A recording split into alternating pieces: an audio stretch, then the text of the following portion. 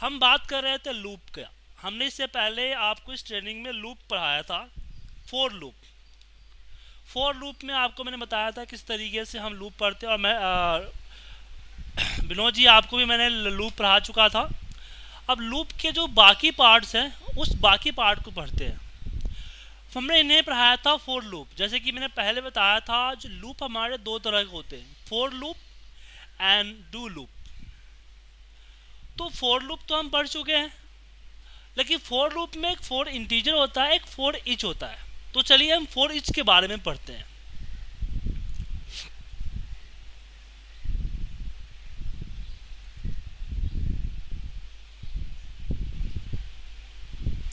For each के बारे में हम आगे पढ़ेंगे। अब इसमें फोर ईच में क्या है, जैसे कि एग्जाम्पल लास्ट क्लासेस में मैंने आपको कुछ बताया था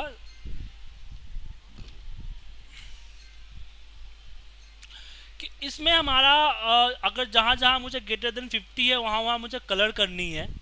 तो इसके लिए हमने क्या किया था, इसके लिए हमने दो लूप लगाया था। मैं इसके बारे में आपको थोड़ा समझा दूं, इससे पहले इसमें हमने क्या किए थे। सब्जेक्ट आ रहा, इसमें मैंने दो लूप लगाए थे। एक लूप लगाया था फोर का, दो फोर लूप लगाया था कि for i equal to 1 to कितना है 15 15। और इसी के अंदर मैंने एक और लूप लगाया था फोर जे इक्वल टू कितने, कॉलम कितने हमारे पास, कॉलम है तीन, जो कॉलम है हमारे पास 7। तो j इक्वल टू 1 टू 7। और फिर इसमें कंडीशन दी थी कि इसमें वेरिएबल ले लिया था हमने ऊपर में कि dim are as a variant. हमने वेरिएंट क्यों लिखा, क्योंकि मुझे नहीं पता इसमें नंबर कितना बड़ा या छोटा हो सकता है। फिर यहाँ पे किया are equal to cell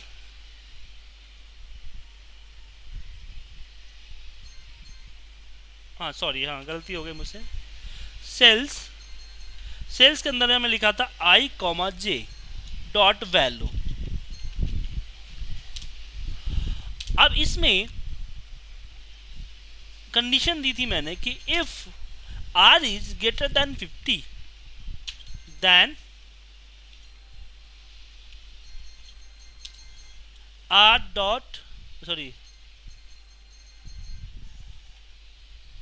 sales I comma J equal to font dot colour equal to VB red. और एंड इफ यहाँ पे नेक्स्ट जे, और देन यहाँ पे हमने ये भी किया था नेक्स्ट आई। तो इससे हमारा काम बन गया था। तो प्रॉब्लम था कि फिक्स था हमारे, तो फिक्स हो गया कि 7 तक ही चलेगा। लेकिन ऐसी सिचुएशन में कि मेरे पास वैल्यू ना जाने कितना हो, हम डिफाइन नहीं कर सकते हैं कि वैल्यू हमारे पे 1 है या 100 है, कॉलम कितना होगा, रो कितना होगा।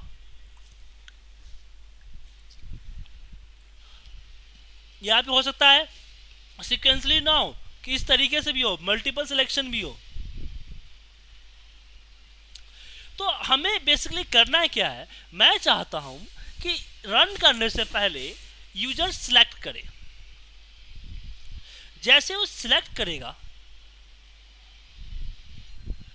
और जो सिलेक्शन होगी उस सिलेक्शन पे चलेगा,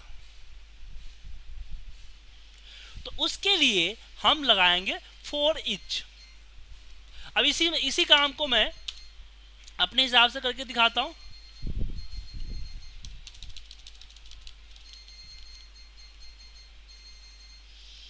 सब्जेक्ट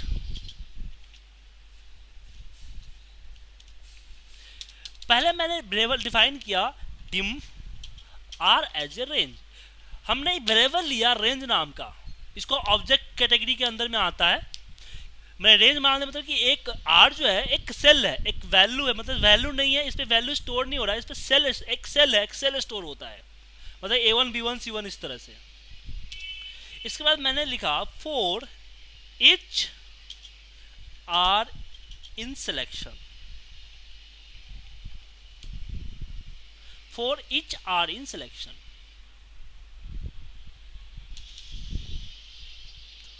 यहां पे कंडीशन दिया कि if R dot value is greater than equal to 50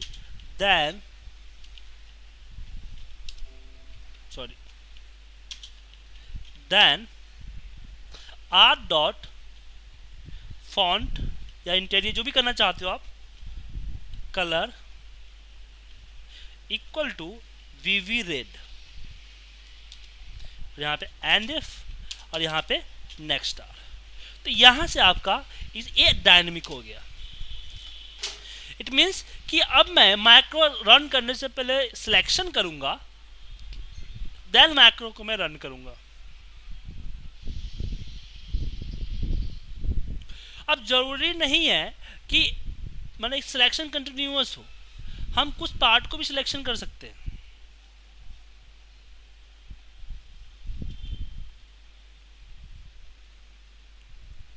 जैसे मुझे इसको इस तरह से सिलेक्शन करना है, ठीक है। इस पे भी हम मैक्रो रन कर सकते हैं इस चीज को।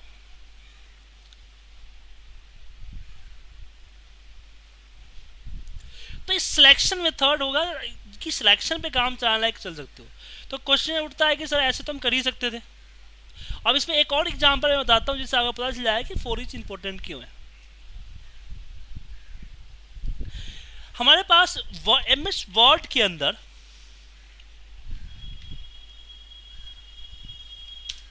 एक फैसिलिटी है केस चेंज करने का।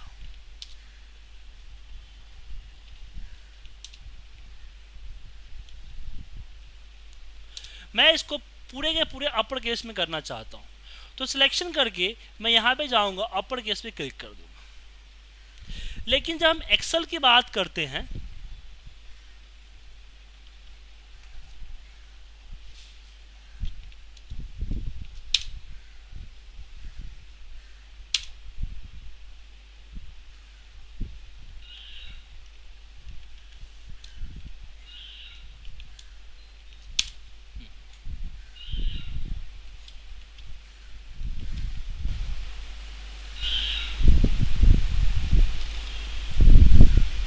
इस तरीके से डिफरेंट कॉलम पे वर्ड लिखे हैं, इन सबों को मुझे अपर केस में कन्वर्ट करना है।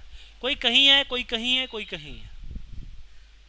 इस पे हमारे पास क्या ऑप्शन क्या बचता है कि मैं हर एक कॉलम इंसर्ट करूं, हर जगह पे मैं अपर का फॉर्मूला लगाऊं और अपर का फॉर्मूला के करें, क्योंकि हमारे पास कोई ऐसा ऑप्शन नहीं है MS वर्ड की तरह कि मैं सेलेक्ट करूंगा और चेंज कर दूंगा। इस केस में हम यूज कर सकते हैं मेथड में ये आपको VBA स्किल्स को। कैसे, चलिए बताते हैं।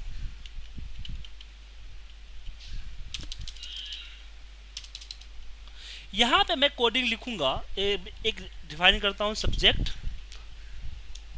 टू। यहां पे किया मैंने सेम ऐसे ही dim R as a range for each R in selection.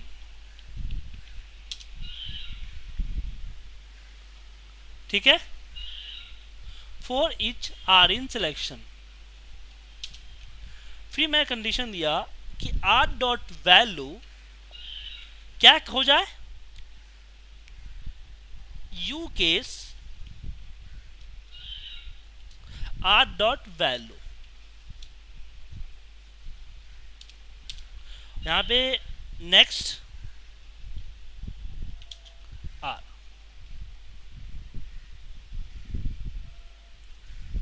अब क्या होगा, इस मैको को रन करने से पहले मैं एरिया सेलेक्ट कर लूंगा, ब्लैंक तो कुछ कन्वर्ट होगा ही नहीं, और मैं इसको सेलेक्ट करूंगा और करूंगा रन।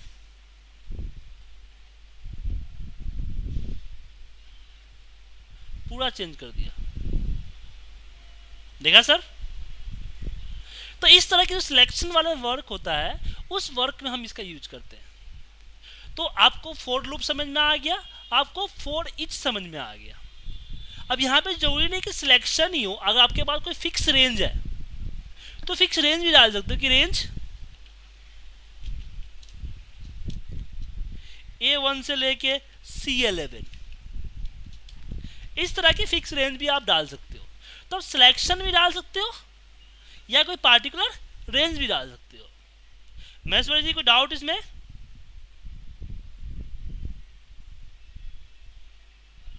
ओके, अब आगे हम बढ़ते हैं। अब हमारे पास फोर लूप हमारा खत्म हो चुका है। फोर के बाद हमारे पास आता है डू लूप। डू में एक वाइल है, एक अनटिल है। अब चलिए उसका यूज समझते हैं।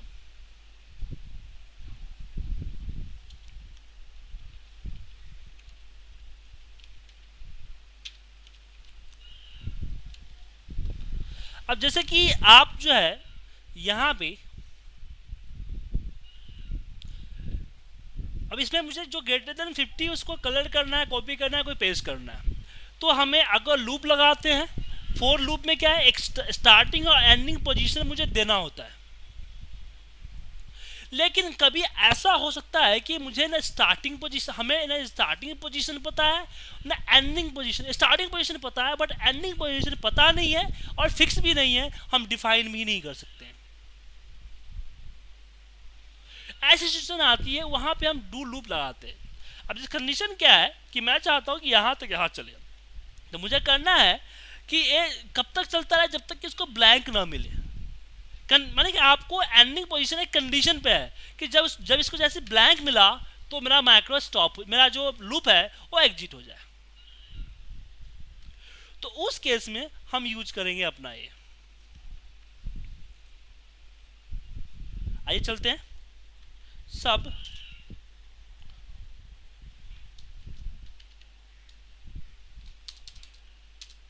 मैं यहां पे करता हूं dim are as a integer, R equal to R plus 1। यहां पे लिखता हूं do while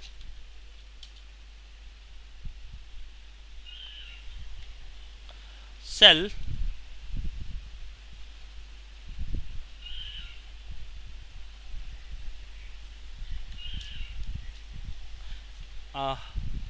are comma 1 dot value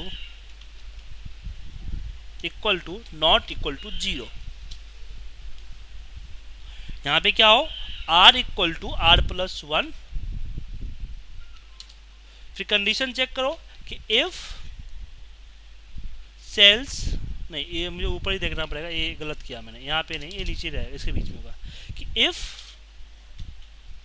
sales R comma 1 dot value is greater than 50, then cells कर लो या रेंज भी दे सकते हो यहाँ पे इस तरीके से, range A and R dot font dot colour equal to VB red end if. और उसके बाद आर में मैंने एक +1 कर दिया ताकि ये इंक्रीज हो जाए, तब नेक्स्ट वैल्यू को चेक करें, और लास्ट में आप यहाँ पे लूप लिख दोगे। मैं इसको प्ले करता हूँ।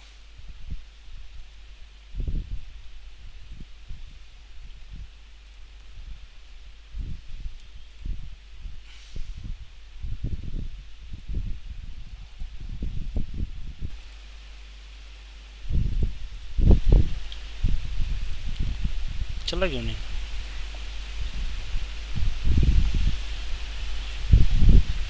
हाँ देखा आपने, चल गया।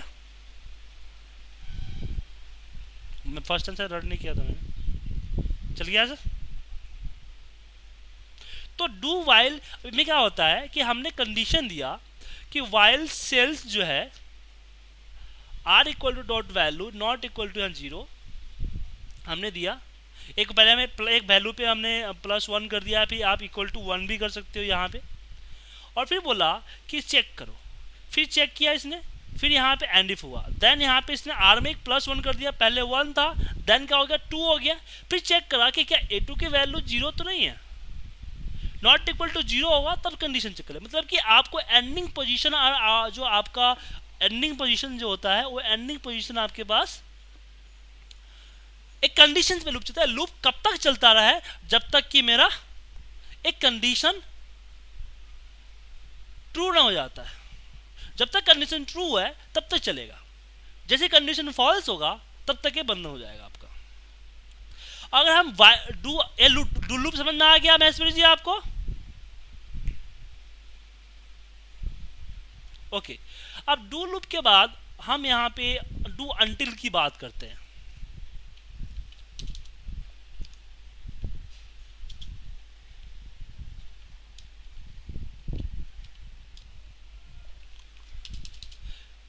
अब कंडीशन कुछ उल्टा, डू अंटिल क्या करता है, जस्ट इसके अपोजिट होता है। ये क्या होता है, जब तक कंडीशन ट्रू हो रहा है तब तक ही चलेगा। और डू अंटिल क्या होता है कि जब तक कंडीशन ट्रू नहीं रहेगा तब तक चलेगा। जैसे कंडीशन ट्रू होगा वो आउट हो जाएगा। जैसे कि मैंने यहाँ पे एक करता हूँ, इनपुट बॉक्स लेता हूँ यहाँ पे, dim are as a input box, R as a मैंने बोल दिया यहाँ पे, मान लीजिए वेरिएंट कर देता हूँ मैं, वेरिएंट।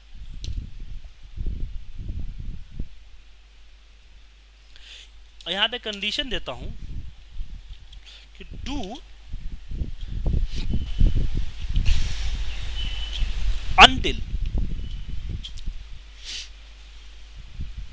अंटिल में एक ही होगा, len R is not equal to zero, R equal to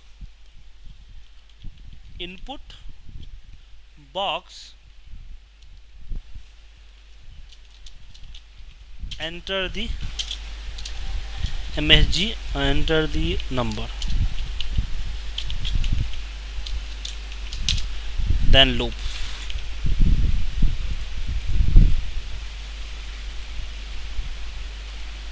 नहीं एक्सेप्ट, ओके करने पे नहीं ले रहा है, मैं कुछ टाइप कर दूं देन इस ले लेगा।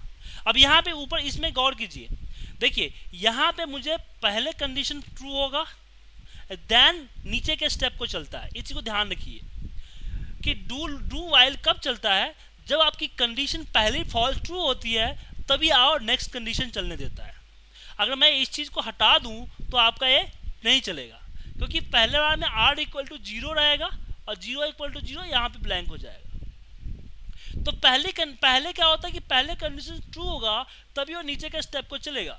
लेकिन डू अंटिल इसके अपोजिट होता है कि पहले कंडीशन को चलाएगा, पहले ऑब्जेक्ट को, जो भी मैं आपके जो है प्रोग्राम है उसको रन करेगा, देन चेक करेगा। अगर हम बात करें स्टेप बाय स्टेप प्रोग्रामिंग की, तो स्टेप बाय स्टेप प्रोग्रामिंग में जैसे यहाँ पे कि पहले वेरिएबल डिक्लेयर किया, देन आर पे वैल्यू असाइन किया, देन यहाँ पे चेक किया, देन इसको वर्क किया, इसको वर्क किया, इसको वर्क किया, देन लूप किया। तो यहाँ भी ऐसे होना चाहिए। तो यहाँ पे फर्स्ट टाइम में तो आर में तो कुछ ही नहीं है, ब्लैंक है बिल्कुल, क्योंकि हमने इससे डू लूप और डीम लूप के बीच में कोई असाइन ही नहीं किया है कुछ आर पे। तो यहाँ पे तो भाई बाहर आ जाना चाहिए था। लेकिन क्या हुआ कि पहले इसको चला देन इसको चला, तो ये क्या होगा, फ्रीजर हो गया कि इनपुट बॉक्स तभी हटेगा जब इसमें आप कुछ टाइप करोगे, वरना इनपुट बॉक्स आपसे हटेगा ही नहीं।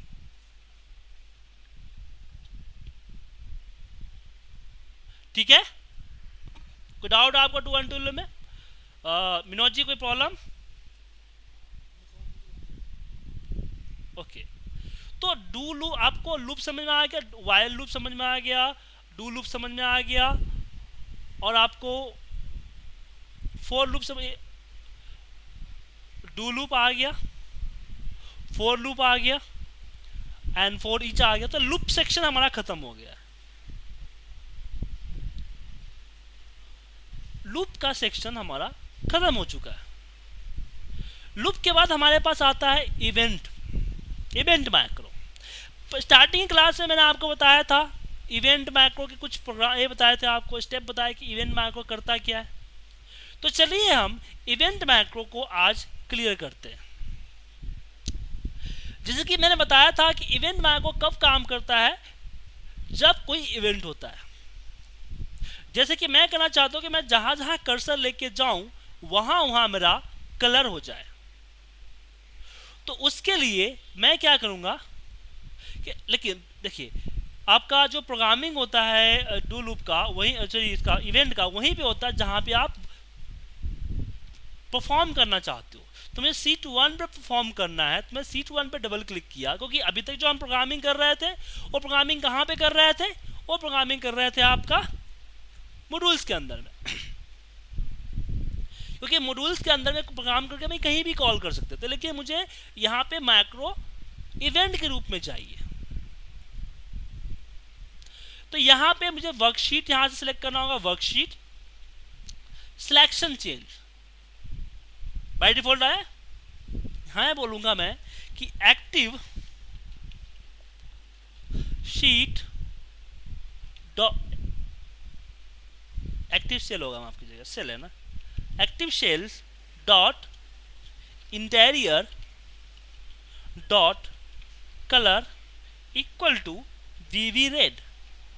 अब क्या होगा कि मैं सीट 1 पे जहां भी क्लिक करूंगा वहां का कलर रेड हो जाएगा।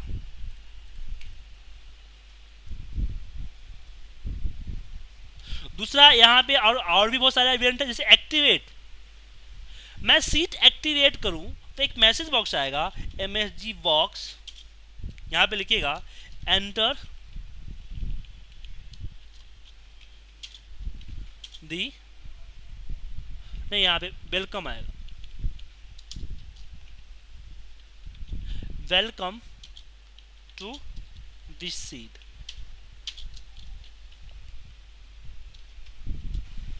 अब जैसे मैं किसी और सीट पे जाऊंगा, नेक्स्ट सीट पे आऊंगा, तो ये वेलकम का मैसेज पूछेगा। ठीक है, उसी तरीके से और भी यहाँ पे बिफोर डबल क्लिक, मैं चाहता हूं डबल क्लिक कोई करे, जिस सेल पर डबल क्लिक करे वो सेल हमारा हाइड हो जाए और अनहाइड भी हो जाए, जो जिस पे क्लिक करूं वो हाइड हो जाए, सिंपल सी बात। तो मैं यहाँ पे लिखता हूं cells active cells dot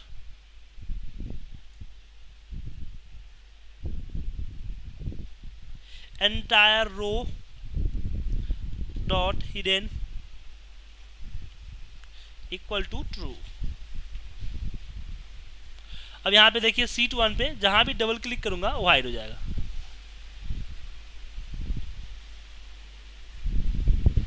before right click करने से पहले क्या हो जाए, कैलकुलेट और चेंज। तो पहले आपको मैं चेंज समझाता हूं, फिर कैलकुलेट समझाऊंगा। मैं चाहता हूं कि जैसे इस फाइल में जो कोई भी मैं चेंजिंग करूं, मेरा फाइल ऑटोमेटिक सेव हो जाए। तो उसके लिए वर्कशीट, यहां पे मैंने बोला चेंज, नीचे डिलीट कर देते हो, यहां पे लिखता हूं एक्टिव वर्कबुक डॉट सेव। अब मैं इस पे कुछ भी डबल क्लिक एंटर मारा, देखो फाइल सेव हो गया। कुछ भी चेंज करोगे आपका फाइल सेव हो जाएगा, एवरीथिंग चेंजिंग पे आपका फाइल सेव हो जाएगा। तो चेंज और कैलकुलेट में क्या अंतर है, अब कैलकुलेट आपको मैं समझाता हूं। यहां पे कैलकुलेट, अब यहां पे इसको भी मैं सेव कर देता हूं। तो अगर मैं यहां पे कुछ टाइप किया तो मैं सेव नहीं होगा। क्यों नहीं होगा, एक मिनट,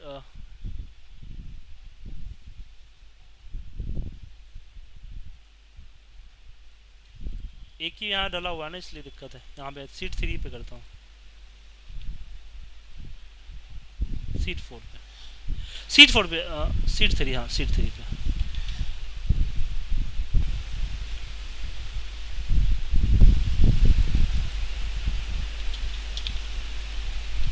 सीट 4 पे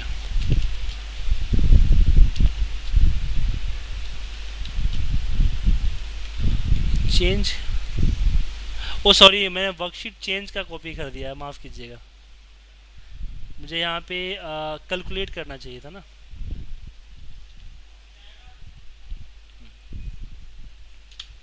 हाँ,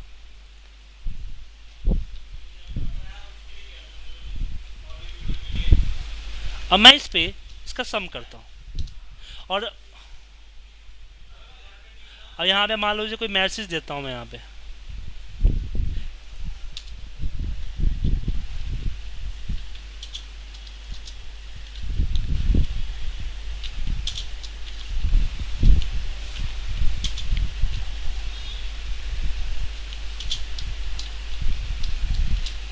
ठीक है।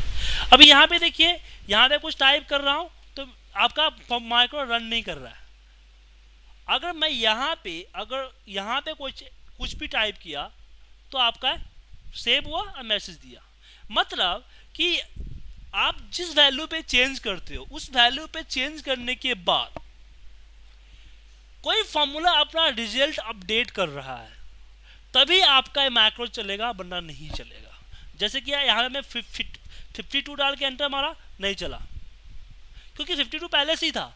यहाँ पे मैं 53 डाला, एंटर मारा, देन नहीं चला आपका। तो चेंज उसके लिए, कैलकुलेट उसके लिए होता है। डीएक्टिवेट होता है। फॉलो हाइपरलिंक, जब हाइपरलिंक में आप क्लिक करते हो। पाइवट टेबल अपडेट, जब पाइवट टेबल को रिफ्रेश करते हो तब आपका मैक्रो चलेगा। मतलब ये मैक्रो कोडिंग तो वही होगी जो आपने टाइप किया है। रन ऑटोमेटिकली कब होगा ये डिपेंड करता है आपको इस पे कि आपका मैक्रो डायरेक्टली रन कब होगा। क्लियर है? अब चलिए कोई लाइव एग्जांपल मैं आपको बताता हूं।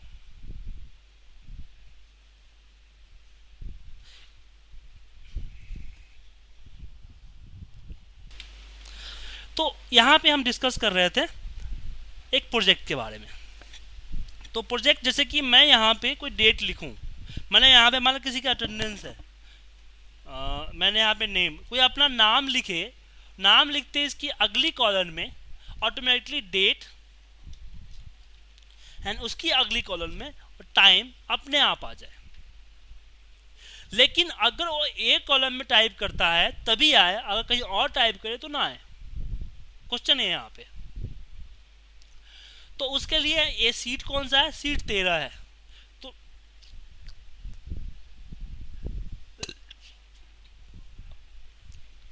तो सीट 13 पे जाएंगे, यहाँ पे होगा चेंज क्योंकि टाइप करना चेंज करना ही कहलाएगा। यहाँ पे लिखेंगे, सबसे पहले तो एक हम वेरिएबल निकालते हैं, dim are as a integer, और बोला कि आर इक्वल टू एक्टिव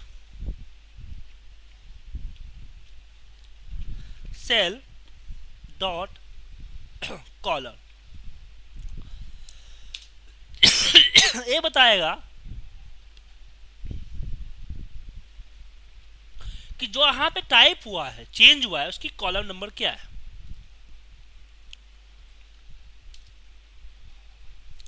फिर यहां पे करेंगे कंडीशन, इफ लगाएंगे, इफ आर इक्वल टू 1, ये पहली कॉलम है, देन क्या करो,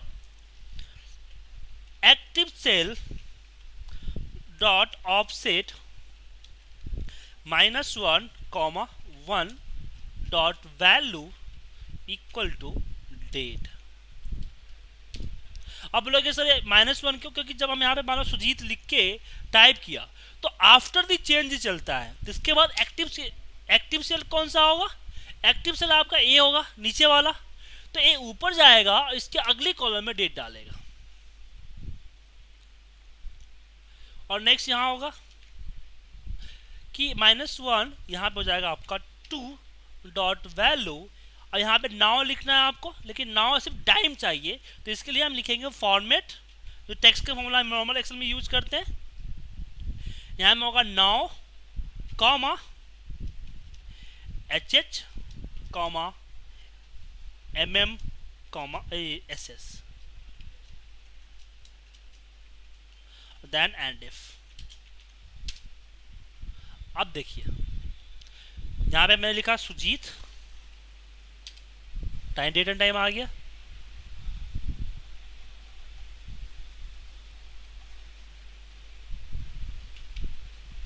ये चली क्यों रहा है अभी तक?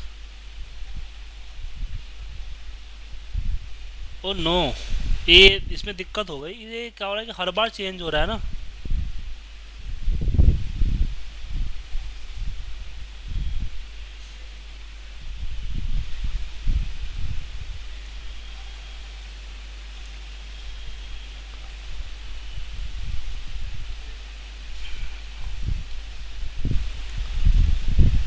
हमने कुछ गलत किया है क्या?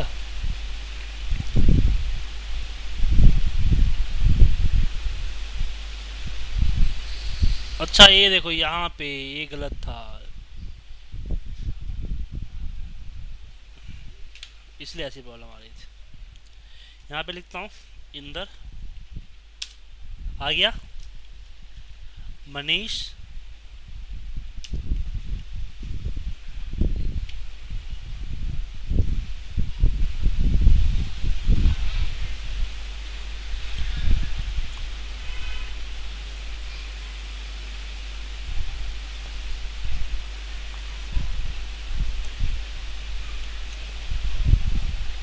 नहीं ऐसा तो प्रॉब्लम नहीं होनी चाहिए, तो आ जाता है।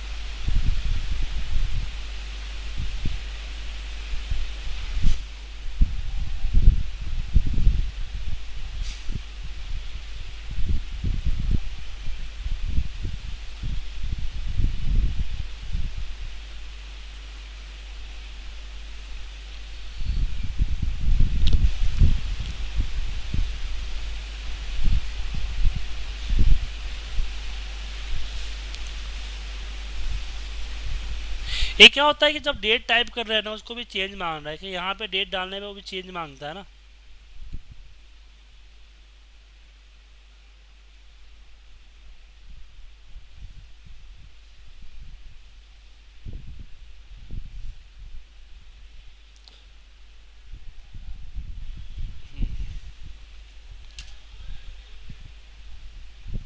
बी, उसका भी उपाय है मेरे पास। यहाँ लिखता हूँ range cell, sales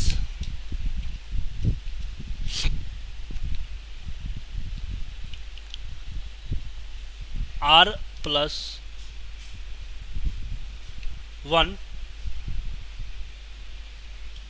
dot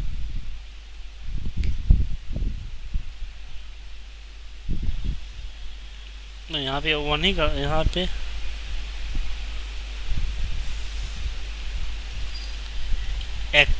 active cell dot offset 0,1 dot select. ये करने से फिर नहीं चलेगा। अब देखते हैं पुनीत,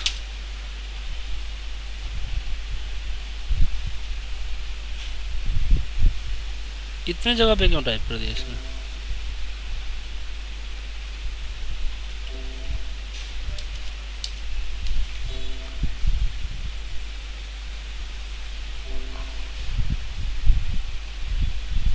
इसमें प्रॉब्लम क्या हो रही है पुनीत जी, सॉरी रविंदर जी और विनोद जी, कि हर बार चेंज हो रहा है ना, ये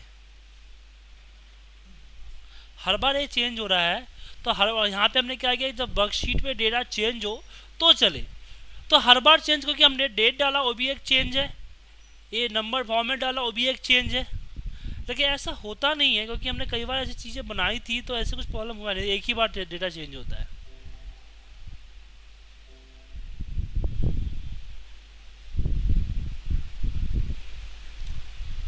ठीक है, इस पर मैं आपको बताऊंगा कि किस तरीके से आगे हम वर्क करते हैं। इस तरीके से आगे बताऊंगा मैं कि किस तरीके से और हम वर्क करते हैं इसमें।